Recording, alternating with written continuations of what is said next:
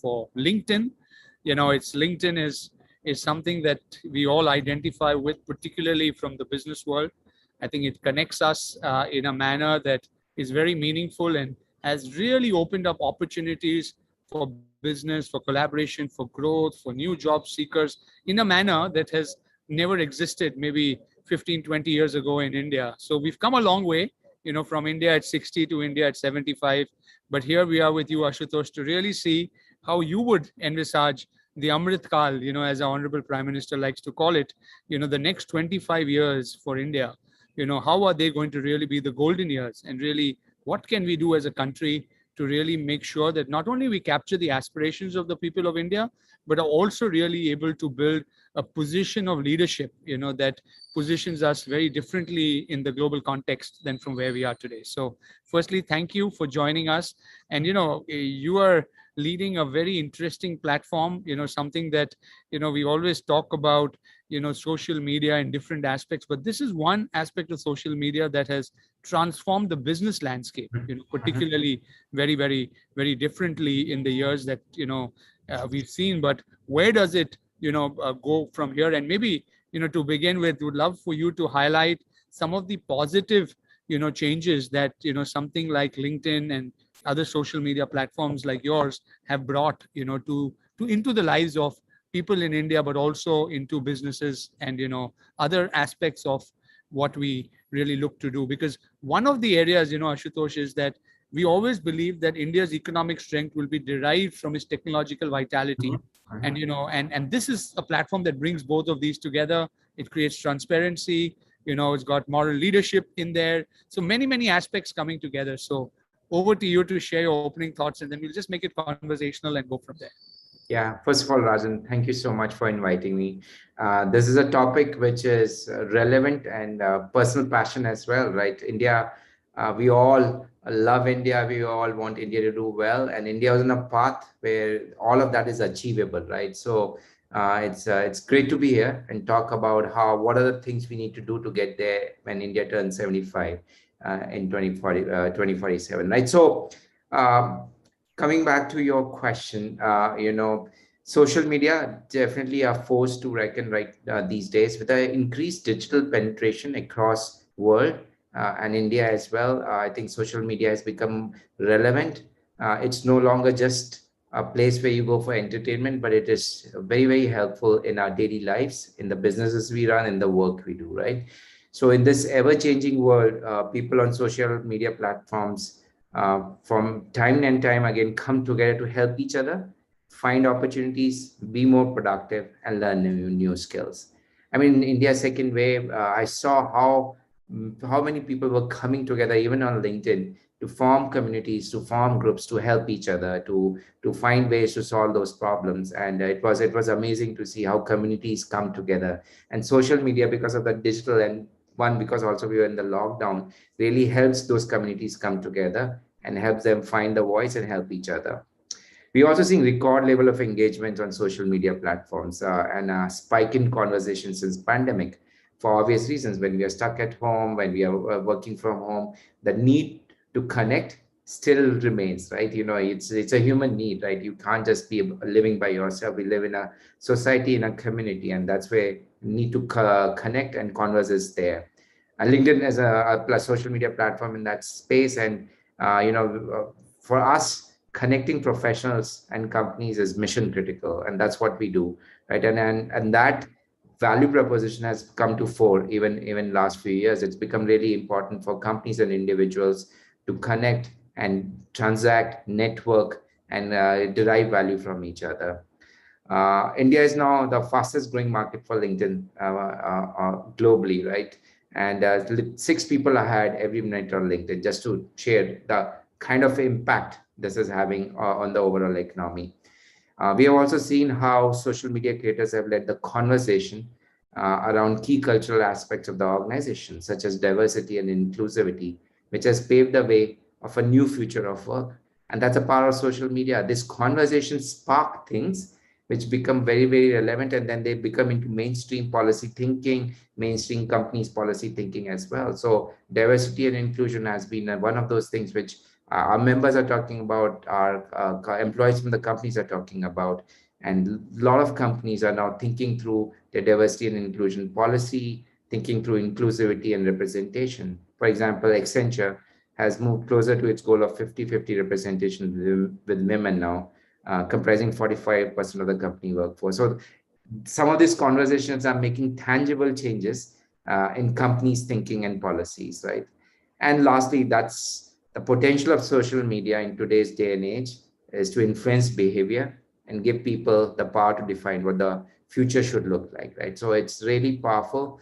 I think the purposeful aspect of the social media, the constructive aspect of the social media is really important for the society and the community to grow and become much more meaningful to the humankind.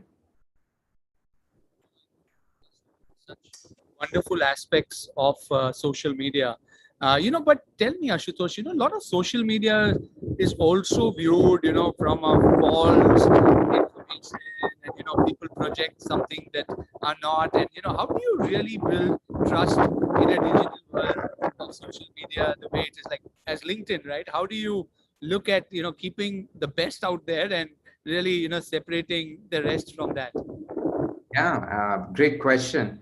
I think I'll use a movie's dialogue, right? With great powers comes greater responsibility, more accountability, right? And at LinkedIn, we lead with trust. Trust is our core value, and everything we do, and just not on the social media platform, when we run the company on trust angle, right? So if we break that trust with our members, right, it's very difficult to gain it back, right? So a lot of effort goes inside the company, even on the platforms, to make sure that we don't break that trust angle. We have been rated the number one trusted platform for many, many years by multiple organizations globally.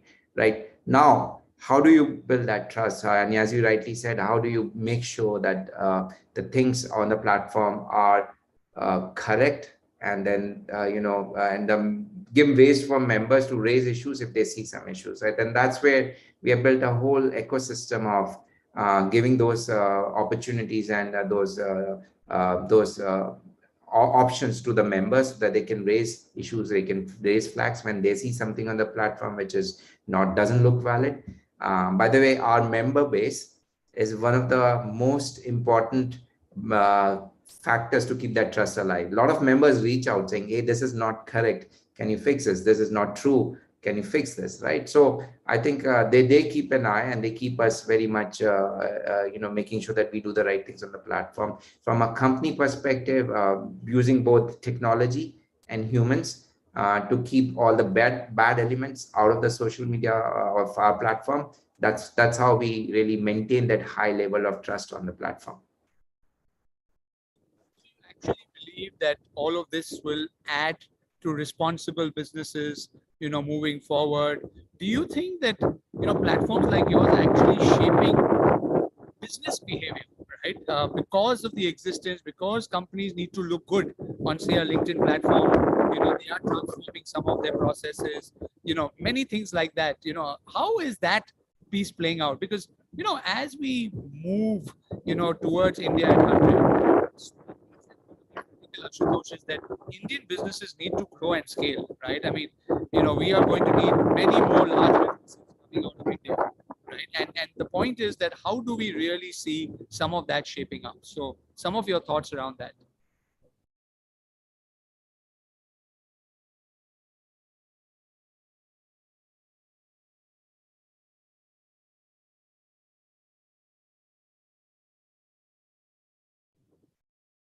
Vaishali, can you hear me? I can hear you. I think we've lost Ashutosh. Yes, Ashutosh is not there. He'll be back. Yeah. I think he was mentioning before the meeting started that he is in Gurgaon and there's some power disruptions that are happening. So maybe Yes, please. have him Oh, back soon. yeah. I think he will rejoin. Yeah, yeah.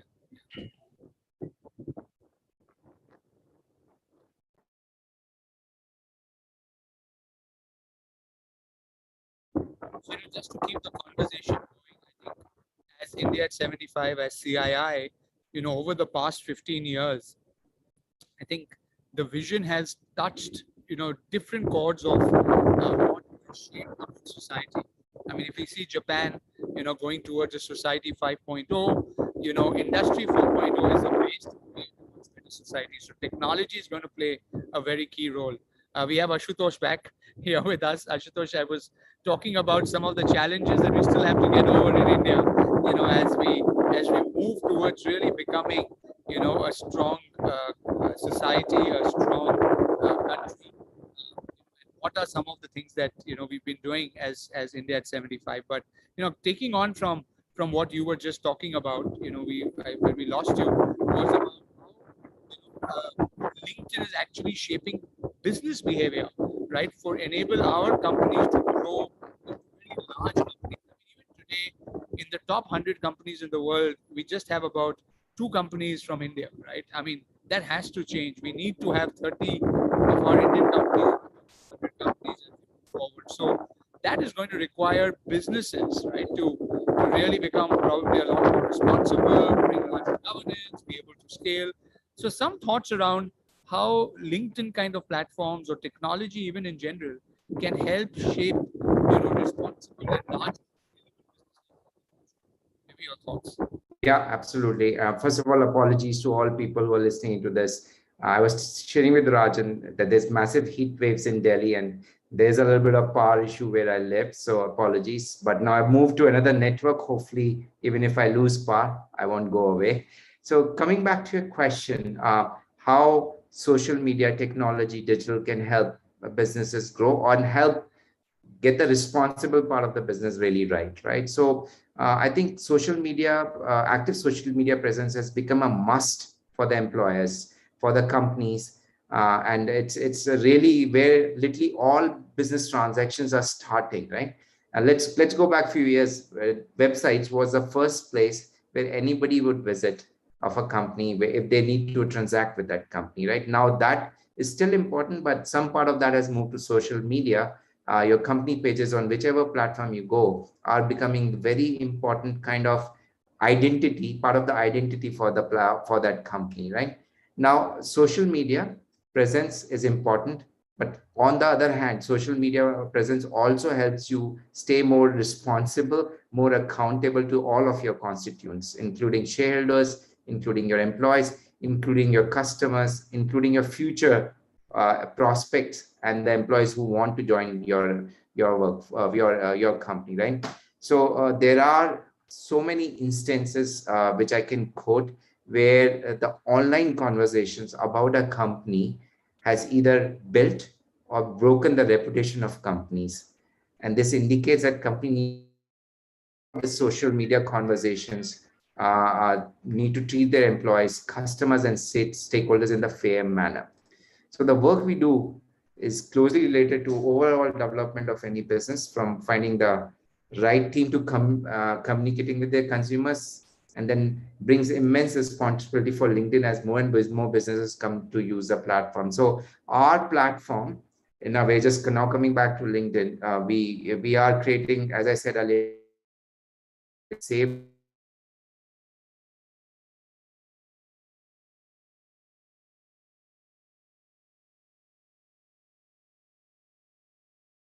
to really meaningful interventions. Like, I'll give you an example.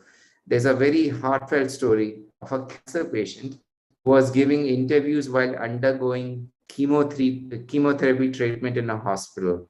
The community on LinkedIn wholeheartedly engaged with this story, and it resulted in a CEO replying to him on this post and wishing him well and promising him a job. So there you go, right? Like, imagine the intervention from a patient who's going through chemotherapy, and then he landed a job just because of that social media post, right? So this can become very meaningful interventions for members, and it's a great opportunity for companies to create a brand to by participating in this conversation.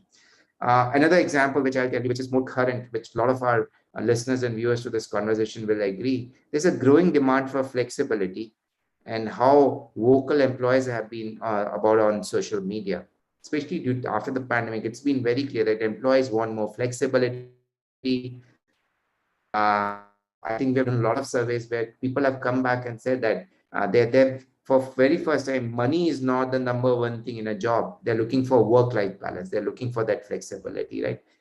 Now this chorus, this growing voice around flexibility has led companies to think about how will they include flexibility in their work policies? How will they include flexibility in their talent brand? And now, literally 88% of the companies in our recent survey showed that they're hiring specialists, consultants, and personnel to help design their workplace policy for the future of work. So this example shows that you can make a meaningful change in companies thinking, help companies be more accountable and responsible for their actions, and as well as a great feedback loop between the companies and employees on what they want and how they should change some of their workplace policies for them to become attractive, as well as for companies to share what is their value proposition, what is their purpose, so that more and more prospective employees can come and join their workforce. So that's how I think this social media especially is shaping up and helping and paving a path for companies to be more responsible and accountable.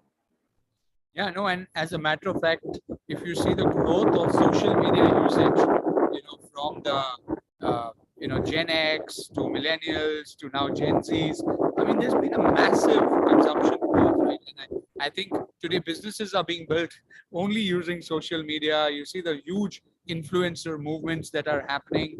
The way people are actually using strategic insights that they garner from social media to really build their business plans. I mean, there is just so much. I mean, today we can't even imagine a business world without that being there.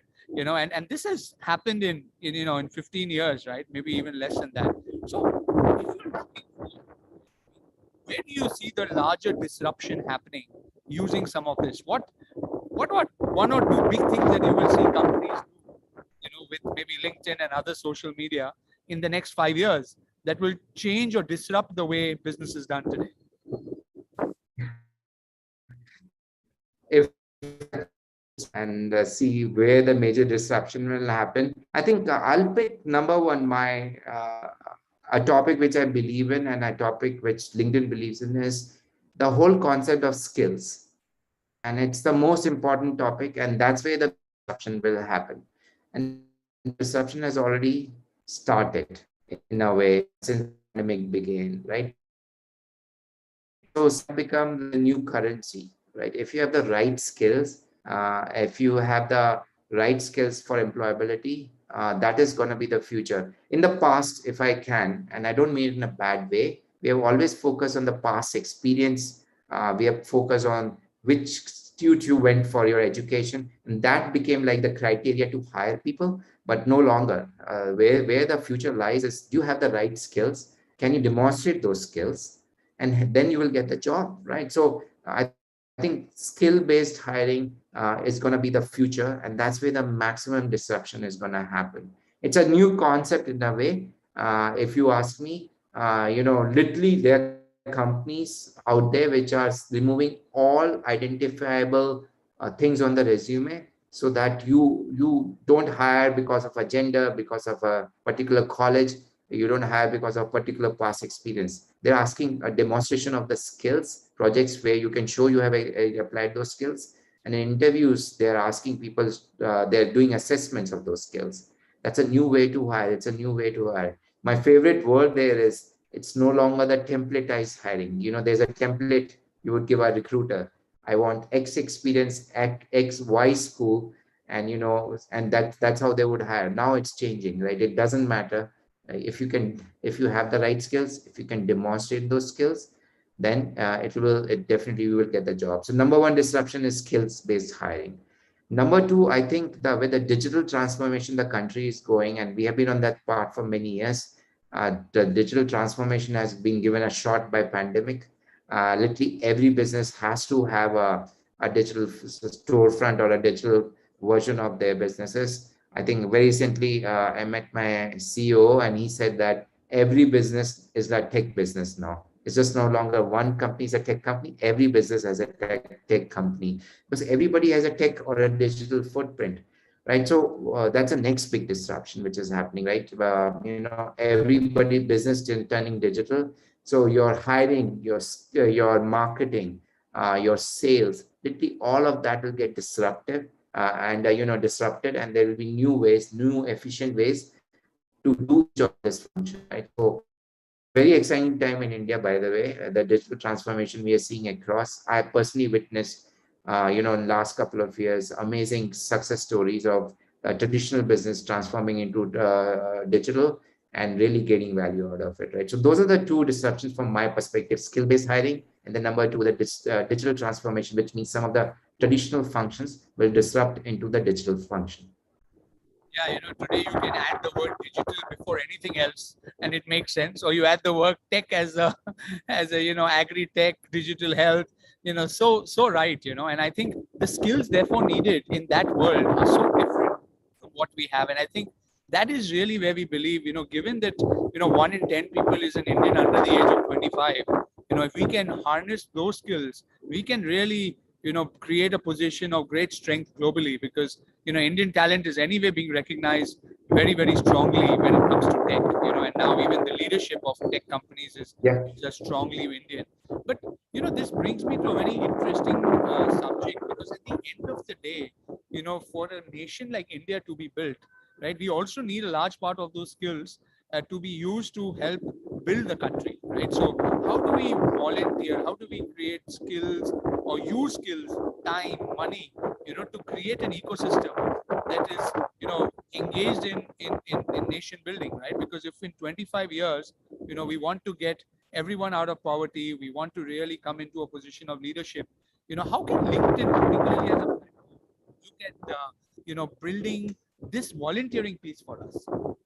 Yeah, very interesting question. Uh, mm, I mean, a small LinkedIn plug. At LinkedIn, we say, you know, do well and do good, right? So it's just not about doing well in the business, but you have to do good for the society at large, right? So I think I'm seeing that. I think I'm seeing a lot of companies being born from a sense of purpose, a sense of doing more than just the commercial aspect. And especially you're just combining your last point here. We are a young country. We are by design from a demographic perspective. We are a young country.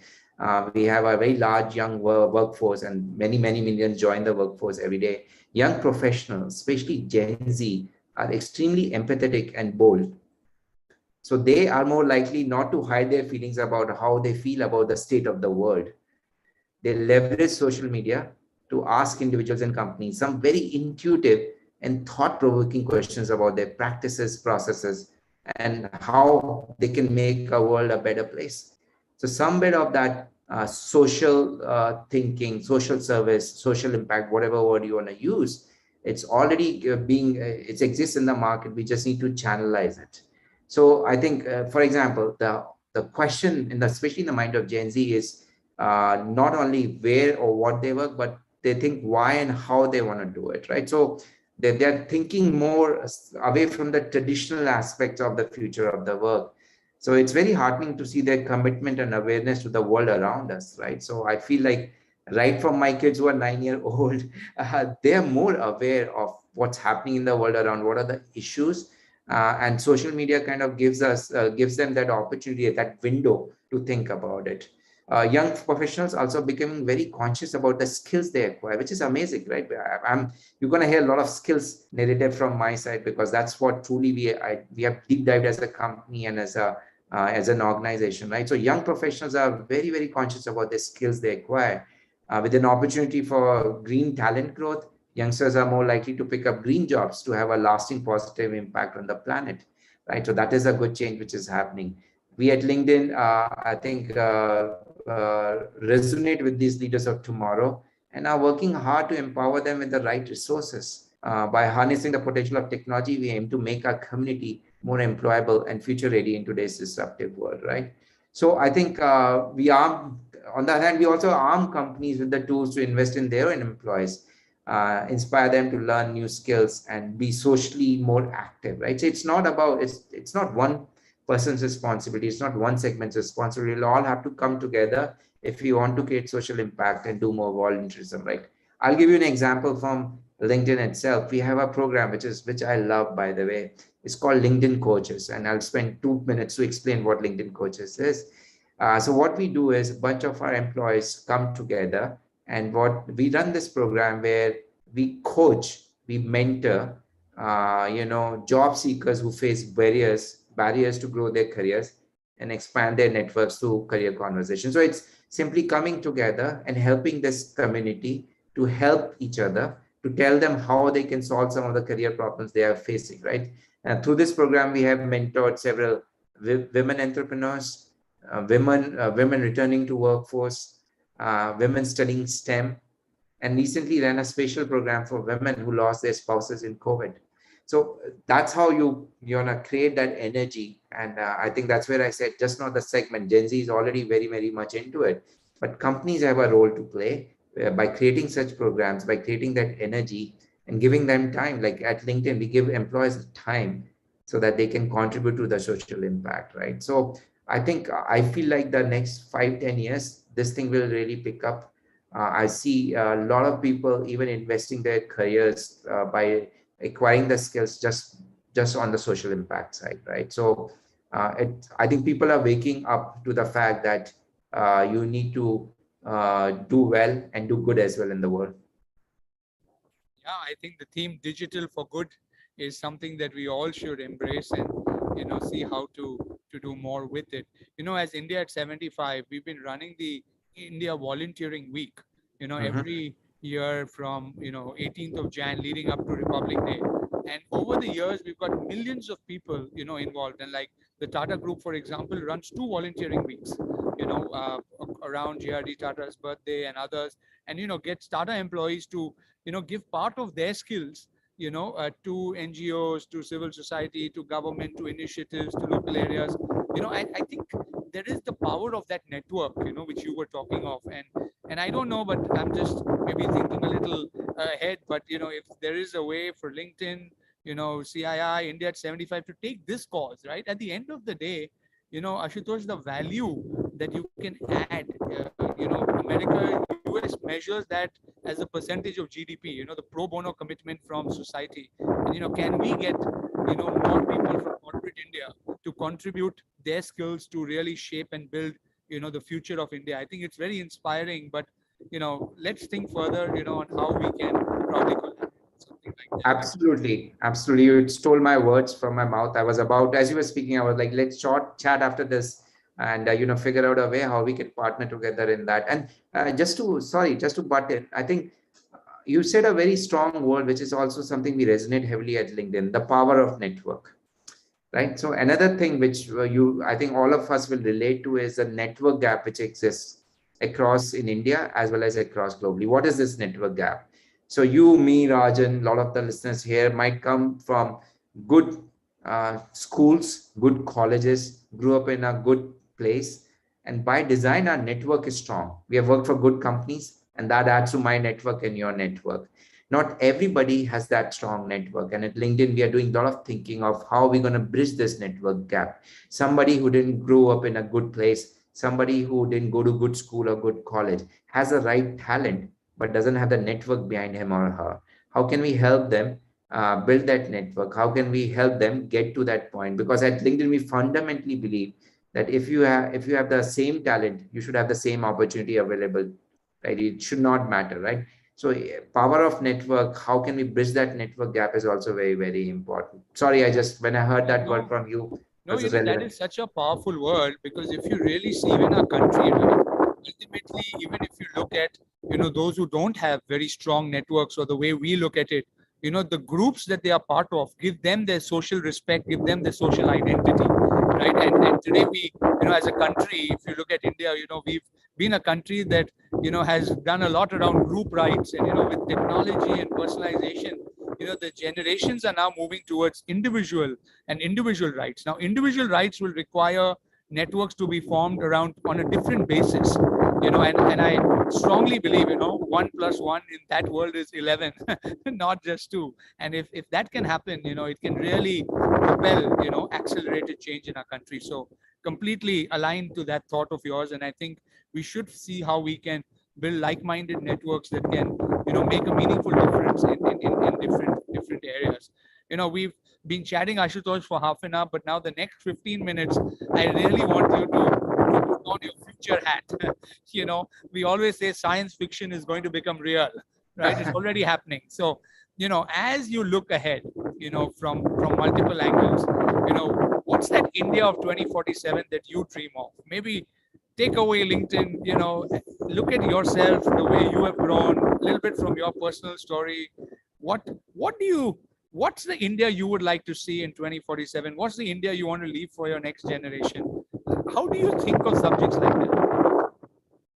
Yeah, it's amazing. I mean, as I was thinking about today, you and me chatting in this forum, I think that question was big on my mind, and I couldn't reach to a conclusion. But I'll try and give all the different thoughts which came to my mind. It's a wide canvas when you ask that question. There's so many possibilities, but the couple of things where I kind of focus as I was thinking about was number one, India has the youngest population in the world today, and I think we need to create India, the vision for me, from my side for India in 2047, it needs to primarily focus on economic development. And that's where I think the current government is focused. I think that's what we need. And it resonates somehow with and I'm not trying to wear my LinkedIn hat, but unfortunately, it does resonate with what LinkedIn does, create economic opportunity for everybody in India. We want to create an India which is flexible, which is inclusive, and that is a very strong word, because inclusive both on digital inclusion, inclusive both on a financial inclusion, and providing the same opportunities to everybody. And that's what I dream about in the future. I want in India 2047 to be primarily a skill-based economy. We should be known as a skill-based nation. We have all the skills which are needed for the future, right? From digital skills, from manufacturing skills, even agri skills are important, right? So all of the skills exist, and we pivot our thinking to make sure that we have the right skills in the country, and we create mechanism so that we can train people, we can upskill people, reskill people, so that they have a bright future, they have the economic opportunity available to them. Now, as I think about this vision, I think there are multiple components or constituents of it, right? It's just not all left to one constituent to figure it out, right? I think all of us as individual, as part of this population of India, we have our own individual responsibilities. Government has a responsibility to create an ecosystem where skills become really the currency. And then, of course, corporates has a huge responsibility to make sure that we move in that direction and be very inclusive in everything we do. So, for example, businesses must focus on right representation across different segments. We should not have unconscious bias on a particular segment, on a particular set of people. We should be more inclusive. We should create flexible working policies, including inclusivity in the workplace, and then create fundamental infrastructure within every company to upskill and reskill our workers. See, I think what's happening, the world is changing so fast that the skill which you acquire today might not be relevant in 5 years or 5, 10 years, right?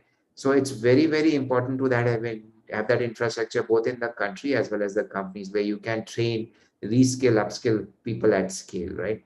So my vision for 2047 is an economy which creates opportunities for every individual, an economy which is inclusive on multiple dimensions, and an economy which really focuses or lays emphasis on skills. That's what I think about how we should shape this vision for 2047. Yes, taking everybody along, with the right skills is so important. As you see these emerging technologies, we have a lot of young people who would want to know what are the skills that they really need to be ready with, for the future. There's so much, especially let's take technology, right? AI, blockchain, AR, VR. I mean, there are tons of, capabilities and usages. So where are you betting? Which are those few technologies that you're most bullish on, that will create a next generation of talent and skill requirement in the world? Yeah, I think LinkedIn, because of the platform we have and the amount of members we have huge amount of data which we kind of look into every now and then to get those answers which you just asked me, the questions you are asking me, right? Where should we focus? What are the skills which will become important, right? And right now, at a very broad level, and where we are not going specifically into technology, the digital skills. Now, this is a very large word. Like people say digital, I think it's a given answer. No, it is not. It has a very large, far-reaching impact, right? So digital skills, with the digital transformation which is happening across India, we don't have enough digital skills in the country, right? So digital skills is number one, very, very important, right? So for example, an accountant might do the accountancy, but how to enable some of that on digital is important, right? So you need to learn the basic digital skills to make it all digital, right? I think all businesses are going digital, right? In fact, in 2 years back, I got a call from a manufacturing company saying, it's lockdown, how can we get all our businesses, all our functions to digital? And it was a manufacturing company, and it was such a deep discussion and enlightening discussion to get them to go digital in their endeavors, right? So coming back to it, like anything digital, that's a number one skill requirement. We do a lot of research, we share a lot of data with our members and in India as well on what are the top skills we should be focused on, right? So some of the top skills we are hearing a lot more as programming languages, like Java, Perl, all of this are becoming very, very important. C++, then the databases, and because we are collecting so much data to digital, like any of those database skills or managing data is becoming important. Data scientists, those are very important skills. Cyber security is becoming important as everybody goes digital. Like it's very important to create a very secure environment for people to transact online, right? So cyber security skills are becoming very important as well. So I don't think so I'm going to kind of focus on one particular technology, but I would say anything to do with digital, I think those are very good skills. And just to provide, because I want to use this forum and this conversation to tell people that we have come out work in collaboration with Microsoft and GitHub, 10 key critical learning paths. We launched this like literally 2 years back, where you can for free learn those critical skills. We have LinkedIn learning courses. We have learning paths where you can go in and learn those critical skills. I think we said that we're going to train 30 million people worldwide on this digital skills. And I think we are making progress there. India is a very big part of that ecosystem which we have built, right? So I think anything digital, we have to, and I think that's where skills-based hiring is also very important, because a lot of times we hire how much of experience you have on digital in past. That's not a good question to ask, right? I might not have worked in past, but if I have the right skills, I'm as employable as anybody who has the past experience, right? So those are the couple of things to your question, right? Digital skills, anything to do with digital is something which everybody should learn. It should literally be part of the curriculum of every college school going forward. What keeps you up at night, Ashutosh? What worries you? What worries me is that it's changing so fast, it's changing so rapidly, and the world around us always looks a little crazy with all the world events. I want kind of recap what's happening around us. All of our viewers who are listening to this are very aware of what's happening around us. It's very easy to get digress. It's easy to get caught in one of those events and lose focus, right? So I think I worry about losing focus. I worry about not doing the right things, fundamental things which are important. And that's what keeps me up at night when I think about something like this, right? And apart from that, the health and well-being, that's been a focus for all of us for last 2 years since pandemic. So we need to invest heavily in the healthcare side as well, right? We need to make sure the healthcare is available to every person around us. And that's what worries me, that if I'm caught somewhere in one of this health medical issues, or any of my family member, will be able to get the right health support, healthcare, right? So those are the couple of things I worry about. But relevant to this topic, India at 75, right? The big thing is not to lose focus, right? There will be things which will keep pushing us in different directions. It's very, very important to stay focused, because it's fundamentally about capability building, right? If we build the right capabilities today, we'll reap the benefits in 5-10 years. I think you touched upon this point of the right priorities also. And I think we got to continue to reassess, right? So even when we looked at India at 75 and we said we'll build great skills, people will move into clusters, we got to create affordable housing, smart cities, sustainable energy. And here comes the pandemic where people are moving back to rural India. Right now, the whole emphasis is how do we create that same infrastructure back in the villages? How do we make sure aspirational districts are not really that far behind in basic amenities, right? So that focus has also kind of shifted, even from an agenda, like one which is very long term.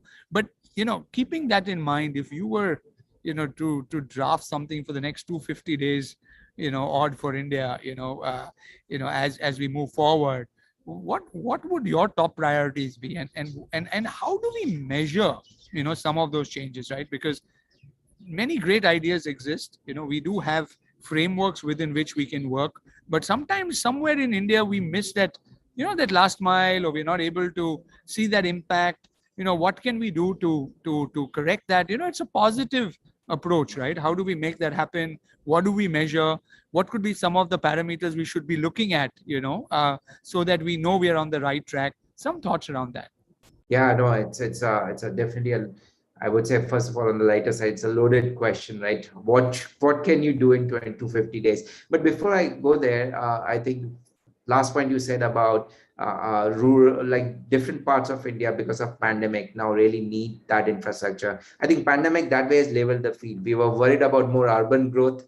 Rural was getting left behind. Now pandemic has created that environment where with the growth, we have to provide the right infrastructure across, and the growth can come off from all parts, right? So in a way, we have to worry a lot about equity, right? I think there's segments, there are certain parts, like the urban areas are probably more technology forward, more digitally forward. We have to bring other parts as well in the journey. And because we are finding a lot of good talent coming from these cities, which were never really in contention because we were focused on urban centers. We are seeing startups come from these cities, right? There's great innovation, there's great talent available there as well.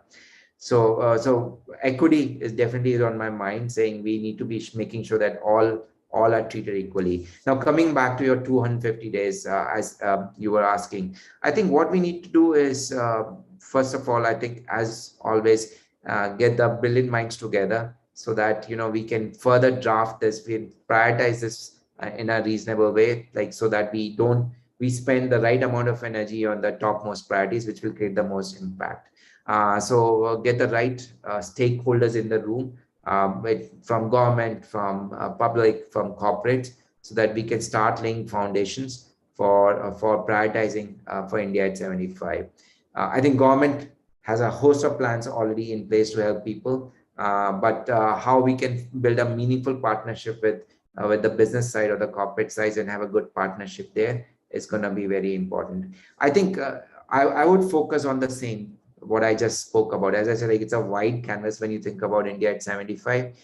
My focus was always on the skills side. How can we create more, inclusive environment for everybody? How can we make it digital inclusion? How can we make financial inclusion, right? So my top priorities will be building us infrastructure for skill development, and this has to go across. It doesn't need to be only in urban, or it doesn't need to be only a particular segment of white collar. We need to create an infrastructure across a meaningful intervention so that we give people the right employable skills. I'll give you an example which was very telling. Like blue collar workforce can learn the digital skills and slowly graduate or move into that digital economy as well, right? And you don't have to stay in that space, right? So we have to create that infrastructure for everybody to come into the digital space and acquire the right skills, right? So creating skill infrastructure will be my number one priority. Measuring it is very, very simple or very, very tough as well. We can measure it through platforms like us or through the economic databases on number of people with those skills, as well as the number of jobs which are being created, and jobs being created equally and uniformly across India, right? It's just not only in the urban centers or in a particular industry. Right now, I feel like digital is slightly more skewed towards like a particular segment, people who have those skills, right? And we need to change that. We need to make it more equal across, right? So from my perspective, my number one priority, number one problem to tackle in the first 20 to 150 days will be to create, how can we create infrastructure on skills? How can we get the right people involved so that we can do that scale? India, the size of the population is both a blessing and a little bit of challenge. Like to reskill, let's say 1 billion people, it's a massive exercise, right? It's not an easy job. I don't think so anybody has done that ever. But if, as you rightly said, our talent is in demand across the world. So if we get the right people involved, both on the government side, both on the academic side and the business side, we'll be able to tackle that problem. And I think measurement is, I won't say is a problem. You can look at the right number of jobs, you can look at the right number of skills which people have. You can look at how many digital businesses are being formed across rural India and urban India, right? That will tell you that this thing is really picking up, because one of the things which we are missing right now is the right skills. That's all. If we have the skills in the companies and the economy, I think we will ride this digital wave and we come out as the strongest country across the globe. Yeah, you said never been done in the history of mankind yet. Such a large, massive transformation exercise of capacity building. And the opportunity is absolutely right, because this timing comes once in a while in the history of a nation. Yeah. There's a global aging population. Here is a demographic dividend as we talk of it. How do we really make that meet? Because it's such an important topic, Ashutosh, and your LinkedIn, right? You're seeing this globally. Are there some global models of excellence that you think could be relevant to India? Some examples, something on those lines that you think we can talk, or you would like to share? Great question, and trying to think hard. I think again, at that scale never has been done anywhere before. But there are pockets of examples which we can use and see how we can scale some of those examples. One thing which has happened, and just going back to your earlier point, we are at that point in time where there are certain macro winds which are helpful, which are like tailwinds to this, right? The pandemic, in a way, the whole focus on learning is very much back in India. I mean, in LinkedIn Learning, which is our learning platform, we saw in the first wave, when the first lockdown happened, LinkedIn Learning course, learning time in India just went through the roof. And I was like, what's happening here? I thought people are stuck inside their home. Why are they on LinkedIn Learning? And what we realized is that people are using that time to learn, excuse me, to upskill and to reskill, right? There were industries or there were verticals there was displacement happening, like hospitality, retail. And those people are like, okay, if I have to find employable skill, let me relearn, upskill. And there are people who had the jobs, but they're saying, let me make my skills more sharper. So we have the advantage of people being focused on learning. And India has been typically been good on learning. We focus on learnability. Now, if we can make that learning more accessible to everybody and make it more skill focused, that's a problem to solve. Like, and there's one thing which we have talked in the past is like, how can I find easy way to learn the skill wherever I live? Now, it can be a typical traditional way of going to a center and learning that skill. It can be accessing a course which is readily available on internet. It can be in one of those social media platforms where you can access it, right? So how can we catalog this? How can we create a mechanism by which the accessibility of this courses increase? So that, if I'm somebody sitting in a remote village and I want to learn artificial intelligence, I have that access, right?